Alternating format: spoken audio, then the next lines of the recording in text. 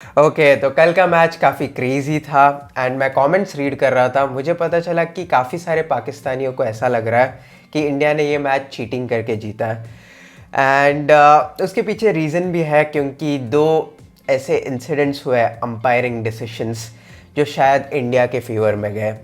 तो इस वीडियो में मैं मेरे ओपिनियंस बताऊंगा कि मुझे क्या लगता है कि वो बॉल नो बॉल था या नहीं था। एंड उसके बाद हम लोग CBA का वीडियो भी देखेंगे जिसमें उसने इस मैच को रिव्यू किया है। मैंने जब ये बॉल लाइव देखा तो मुझे लगा नहीं था कि नो बॉल है। फिर जब रिप्ले देखा तो मुझे काफ़ी 50-50 काफ़ी क्लोज डिसीजन लगा क्योंकि कोहली इम्पैक्ट का उधर देखोगे तो क्लियरली वेस्ट के ऊपर है, लेकिन कोहली काफ़ी आगे खेल रहा था, उसका एक पैर क्रीज के काफ़ी बाहर है, प्लस जो इम्पैक्ट का पॉइंट है काफ़ी दूर है, आगे से खेला उसने। तो अगर आप ट्रेजेक्ट्री को देखोगे ये दूसरे इस फ्रेम में देख के आपको पता चल रहा होगा कि ट्रेजेक्ट्री ऐसा था कि वो बॉल डिप हो रहा था। अगर कोहली अपने रेगुलर स्टैंस में होता और पोजीशन में होता तो मोस्ट प्रोबेबली वो वेस्ट के नीचे चला जाता एंड नो बॉल नहीं होता।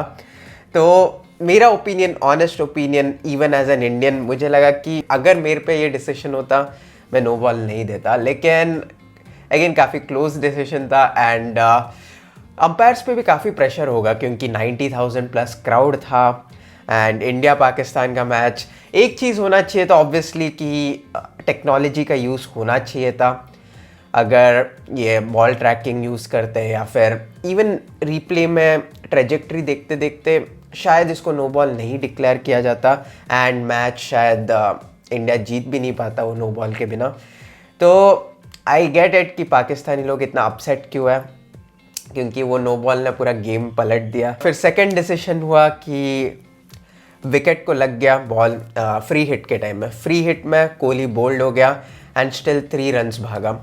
वो actually with in the law है तो उसको चीटिंग नहीं बोल सकते आप। आई नो कि कुछ स्क्रीनशॉट शेयर हो रहा है कि वो इलीगल था ये वो, लेकिन अगर आप एक्चुअली ऑफिशियल सोर्स में जाके चेक करते हो ICC के रूल्स में तो इट इज़ कम्प्लीटली लीगल और लास्ट 5 ईयर्स से आई थिंक लीगल है। नाउ लेट्स सी CBA का वीडियो।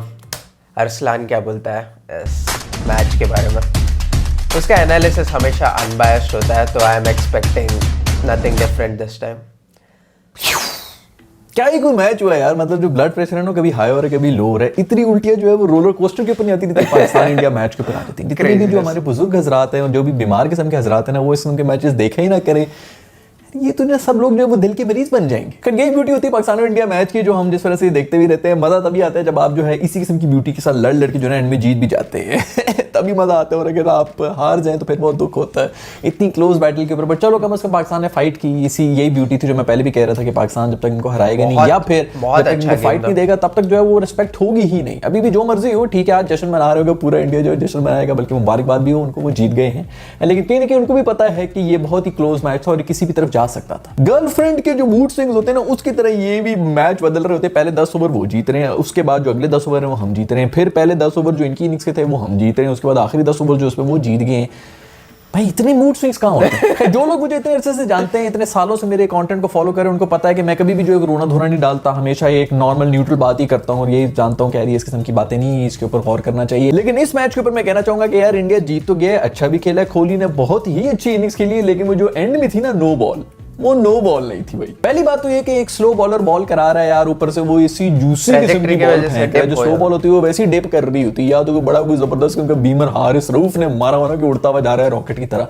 भाई स्लो बॉलर बॉल करा रहा है, नीचे डिप होती भी आ रही है, 6000 और उसके रिप्लेस इसके अंदर वैसी नजर आ रहे हैं। ऊपर से ये बॉल का इंपैक्ट देख लें जिधर के ऊपर हो रहा है। वैसे भी अगर स्पिनर की बॉल जो इतनी लूपी किस्म की सर से ऊपर भी जा रही है ना, तो उसको भी बंदा 1.5 मिनट में टेनिस बॉल की तरह जो है वो स्मैश मार के छक्का मार देता है। फास्ट बॉलर तो है नहीं। जब भी नो बॉल होती है सबसे पहले जो ये स्क्वायर लेग पे जो एम्पायर खड़ा हुआ होता है ना, सबसे पहले उसका हाथ ऊपर जाता है, वो बॉल को भी देख रहा है, उसको भी ठीक है, उसके बाद छक्के को भी चेक कर रहा है। उसके बाद जब कोहली साहब ने आके जो है वो सारा प्रोटेस्ट करना शुरू कर दिया कि भाई ये क्या हो रहा है, ये क्यों नहीं नो बॉल दे रहे, तो उसे चीख के वो करा दी। भाई ये कोहली है कि तेरी बीवी है जिसके चीखने के ऊपर तू जो अंडर प्रेशर आ गया। आधी पिच के ऊपर बैट्समैन आया हुआ है यार, मतलब थोड़ा सा और आगे होता है ना तो इसने कहीं बॉलर को जो है वो चुंगी भी दे देंगे। इतना बीच में आया हुआ है पिच के और यहाँ से भी इसको नो बॉल दे दिए यार, मतलब नो बॉल नहीं है। अच्छा फिर उसके बाद बहुत से लोग ये कह रहे हैं कि वो जो फ्री हिट के ऊपर बोल्ड हो गया था, उसके बाद जो भाग के उन्होंने 3 रन ले लिए, वो बॉल डेड थी, इस किस्म की कोई पोस्ट भी आ रही है जो कि इंटरनेट के ऊपर चल रही हैं। तो यार नहीं, ऐसा नहीं है, मैंने भी चेक किए, मैंने अपने दोस्तों से भी बोला है, सब ने चेक किया है, सब ने ही बताया कि नहीं ऐसा कोई रूल नहीं है। जब आप आउट भी हो जाते हैं, कैच आउट भी हो जाते हैं, तो भाग के जो भी रन बना रहे थे वो बाय शायद इस किस्म का सीन हो जाता है, लेकिन वो रन होते हैं। अब हमारी किस्मत ही ऐसी थी कि एक तो बोल्ड हुआ, बेचारे ने जो है वो डॉट बॉल भी करा दी, और वो बोल्ड भी ऐसा हुआ कि बॉल वैसी निकली कि 1 रन भी नहीं 3 रन बनाए उन्होंने भाग के। बस किस्मत के धनी नहीं है हम यार, किस्मत जो है लक ने इंडिया को फेवर किया है इस गेम में, जो है वो पलटी खाई। अभी वही जो इवन जो ये छक्का भी था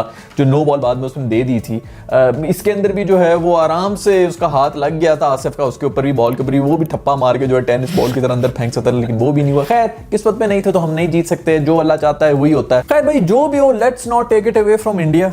बहुत ही जबरदस्त किस्म की उन्होंने गेम खेली है, और जब आप हार जाते हैं तो आपको मानना चाहिए कि हारे। ऐसे इस किस्म के रूल्स वगैरह होते हैं, कभी कभी हमारी फेवर भी कर दिया करेंगे, लेकिन ये जो अंपायरों ने हरकत की ना, जब आपके पास पता है कि आपके पास टेक्नोलॉजी है, जब स्क्वायर लेग अंपायर को पता है कि भाई ये नो बॉल है या नहीं है, अगर उसके ऊपर कंफ्यूज है तो इसी के ऊपर तो थर्ड अंपायर के पास जाना होता है ना, जब वो ऊपर बैठा हुआ है तो उसके पास जाओ। जो भी हो यार, ये सब चीज़ों की वजह से मैं आपको वैसे सही बात बता रहा हूँ, ये सब चीज़ों की वजह से एक बहुत ही ब्रिलियंट किस्म की इनिंग्स है जो कि कोहली ने खेली है, उसके ऊपर से क्रेडिट चला जाएगा, तो वो नहीं जाना चाहिए। बहुत अच्छी इनिंग्स थी, और वो सब लोग जिसके लिए दुआएं कर रहे थे कि इसकी फॉर्म वापस आ जाए, फॉर्म वापस आ जाए। मैं चीख रहा था भाई किसी लिए दुआएं मत करो, इसकी फॉर्म वापस आनी, इसने हम पे ही जो है ना फॉर्म वापस लेके आनी, और हम ही पेलते रहना है।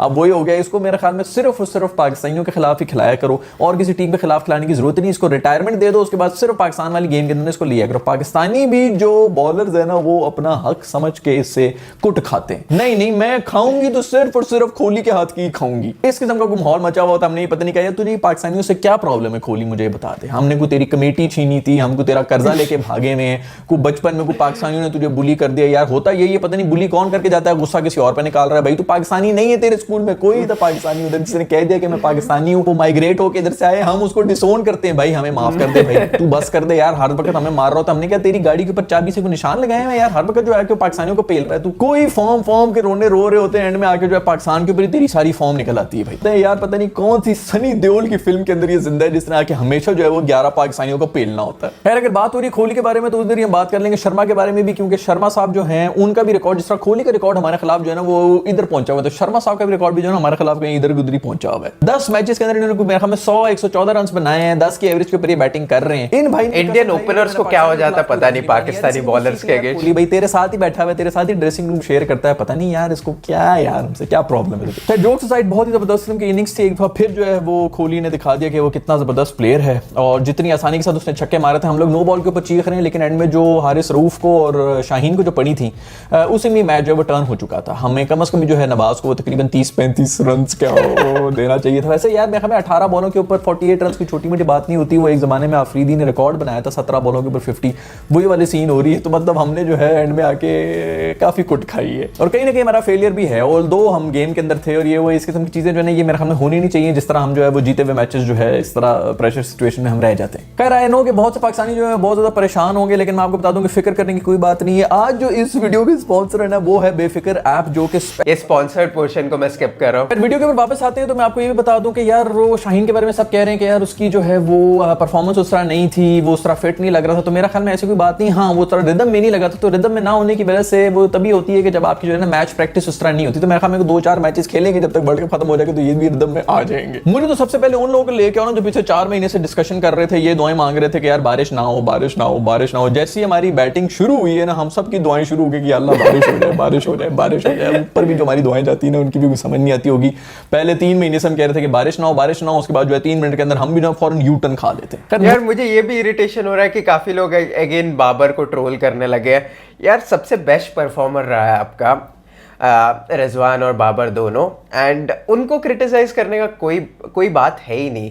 क्रिटिसाइज करना है तो मिडिल ऑर्डर को करो, इवन दो इस मैच में फिर भी ठीक ठाक परफॉर्मेंस किया है।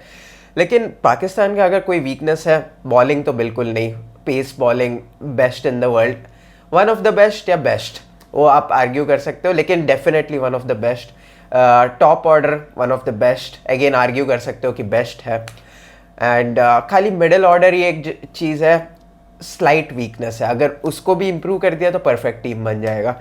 तो आई डोंट गेट इट कि बाबर को इतना ट्रोल क्यों किया जाता है। एक भी बार वो फेल हो जाता है, 10 मैच में से 9 मैच भी वो अच्छा खेल ले, 10th मैच में अगर खराब खेल लेगा तो सब जन बाबर के पीछे पड़ जाता। मुझे तो किसी मासूम के ऊपर तरस आ रहा है तो वो हमारा नवाज है, उसका बड़ा ही बुरा मैच गया है, ये बहुत ही प्रेशर में आया हुआ था। एक तो उसके ऊपर जो है हल्ला बोल दिया था इन्होंने, छक्के तो मारने थे, किसी एक बॉलर को टारगेट करना होता है इसी तरह बॉलर्स को, तो उन्होंने नवाज को टारगेट किया और उसको लग भी गए छक्के। इसी तरह होता है यार, बाकी भी किसी और बॉलर पे भी ये वक्त आ सकता है जिसको अगर वो टारगेट कर रहे हैं और फिर छक्के भी लग जाए। 2-3 छक्के ही मारने होते हैं, उस पर लगे तो प्रेशर में आ गए, तो ऊपर से लास्ट ओवर भी उसको दिया हुआ था, उसके ऊपर भी वो फुल टॉस वगैरह मार रहे थे। देखो इसको भाई को गाल गलोच ना देना, वो इसी तरह ही होता है। स्पिनर का लोग कह रहे हैं कि जी स्पिनर से क्यों लास्ट ओवर कराया, बाबर की कप्तानी के ऊपर बात कर रहे हैं, तो भाई और किससे वो बॉलिंग करवाए। इसके अलावा जो ऑप्शन था वो हमारे इफ्तिखार भाई का ही था, उन्होंने वैसे इस मैच के अंदर कोई बॉलिंग नहीं कराई थी, तो उसके ऊपर भी और हो जाते कि भाई इससे क्यों कराया, वो भी स्पिनर ही है। भाई इसी तरह ही होता है, उसने या तो 19वां ओवर से देना था या 18वां ओवर उसने देना था, और अगर पहले देता था तो मैच इस तक आते ही ना जहां तक आए। अभी भी नो बॉल वगैरह इस की हरकतें ना होती तो ठीक था, डिफेंड हो ही जाना था। खैर अगर बात कर ले इंडियन टीम के बारे में, तो यार इनका ये जो दिनेश कार्तिक है यार, ये केस यार मेरे ख्याल में 900 साल का हो चुका है आदमी, और ये 2007 के अंदर भी उड़ रहा था, अभी भी उड़ रहा है, पता नहीं कौन सी नस्ल का कबूतर है ये आदमी। और अगर इतनी नस्लों के 900 साल पुराने कबूतरों की बात की जाए तो मेरे इफ्तिखार को हम किस तरह भूल सकते हैं यार। मेरे दोस्त ने क्या कोई जबरदस्त किस्म की इनिंग्स खेल दी, क्या कोई छक्के मारे यार, मेरे ख्याल में टर्निंग पॉइंट हुई था। मैं तो उसी पे खुश हो गया था कि मैं बस यार मैंने जो देख रहा था वो देख लिया और मैं कुछ देखना ही नहीं चाह रहा हूं। बेहतरीन किस्म का कमबैक किए उसने भी किया और फिर शान मसूद ने भी किए, उनकी इनिंग्स को हमें भूलना नहीं चाहिए, क्योंकि हम जिस हालत में थे, जितने प्रेशर में हम थे, वहां से हमने 160 रन भी बना लिए, ये भी बहुत बड़ा मुआवजा था। मिडिल ऑर्डर जो है वो हमारा चल पड़ा, बीच में अगर 1-2 बंदे और कंट्रीब्यूट कर लेते तो हम 175, 170, 80 तक भी जा सकते थे, जो कि बहुत ही जबरदस्त किस्म का स्कोर हो जाता। बात फिर वही टॉस पे आ गई थी, सबको पता था कि टॉस जीतो तो पहले बॉलिंग करो, क्योंकि पता नहीं कितने अरसे से जो है बारिश हो रही, ओवरकास्ट किस्म की कंडीशंस भी बनी हुई थी शुरू में, जो है वो उसके अंदर पिच के अंदर कुछ था भी, और उसी का पूरा फायदा उठाया अर्शदीप ने। इसके ऊपर हम सब हंस रहे थे, इसने कैच ड्रॉप कर दिया था, बुरा भला सब कह रहे थे,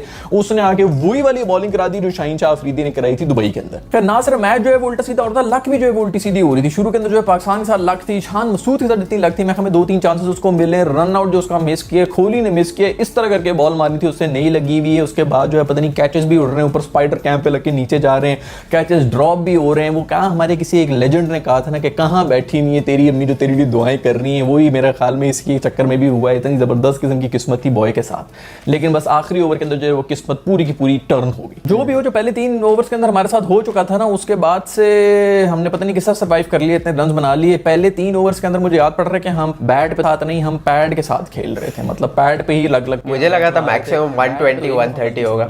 खैर मेरा पांडु जो है वो फिर उसी तरह स्वैग में ही था, क्या जबरदस्त किस्म के स्वैग में। उनको पता था कि यार पूरी दुनिया देख रही है, सारी इंडियन लड़कियां जो है मुझे इस वक्त देख रही है, पाकिस्तानी लड़कियां भी देख रही है इनफैक्ट, तो वो तो है मजीद जो है वो स्टाइल में आ चुके थे। आउट करने के बाद वो इस तरह हंस रहे हैं, देख रहे हैं हैदर को, ये कह रहे हैं तू क्या, तू मुझे छक्का मारने की कोशिश कर रही है, तूने क्या किया यार, क्या जबरदस्त तुम्हारी जो स्टाइल है ना भाई, तुम भी बड़ी मुश्किल से ही बच्चे हो, ऐसे तुमने जो रन बॉल करके किए, हिट वेट तुमसे भी नहीं लग रही थी, एक छक्के मार दिए, वो तो कोहली ने दूसरे एंड से सब कुछ कर लिया, वरना सब बातें तेरे पे भी आ जाती। खैर जो भी हो, 19th ओवर का जो कर्स है ना वो इंडिया के ऊपर रह गई। अर्शदीप ने इतनी बेहतरीन किस्म की बॉलिंग कराने के बावजूद जो 19 ओवर कराया था उसके अंदर खूब कोटे भी खा ली, और खाई भी शाहीन शाह अफरीदी से। शाहीन शाह अफरीदी चलो अगर बॉलिंग में नहीं चल रहा तो कम से कम बैटिंग में आके उसने बड़े खूबसूरत किस्म के रन बना दिए थे, वरना हमसे 160 तो होना ही नहीं था। लेकिन बात करूंगा अश्विन के कॉन्फिडेंस के बारे में। यार तुमने जो ये जबरदस्त कैच पकड़ के, तुम क्या समझ रहे हो यार, तुम किधर एक्टिंग कर रहे हो, तुम हमारे वो अहमद शहजाद को कॉम्पिटिशन दे रहे हो भाई, उस तक कोई नहीं पहुंच सकता। वो जो कॉन्फिडेंस लेवल है कैच पकड़ने के बाद का, उस तक आप नहीं पहुंच सकते। खैर यार ओवरऑल बहुत ही जबरदस्त का मैच हुआ, पाकिस्तान और इंडिया के जिस तरह के मैचेस हम एक्सपेक्ट करते हैं उसी तरह का मैच हुआ, इसी तरह का होना भी चाहिए था। दूसरी बात यह कि जो फैंस इतने खूबसूरत, यार 1 लाख बंदा आया हुआ था और इतना बेहतरीन किस्म का माहौल मचा हुआ था, कोई किसी किस्म की बदतमीजी और इस किस्म की खबरें नहीं आ रही होती कि बकवास होगी, ये हो गया वो हो गया। आपस में जो है पढ़े लिखे लोगों की तरह मैचेस देखते हैं, इसी तरह एंजॉय करना चाहिए, दुनिया को जो है वो एंजॉय करना चाहिए। पूरी दुनिया जो है वो खड़े होकर देख रही होती, इसलिए देख रही होती कि क्या जबरदस्त किस्म की राइवलरी, और फिर इतना हाई प्रेशर सिचुएशन,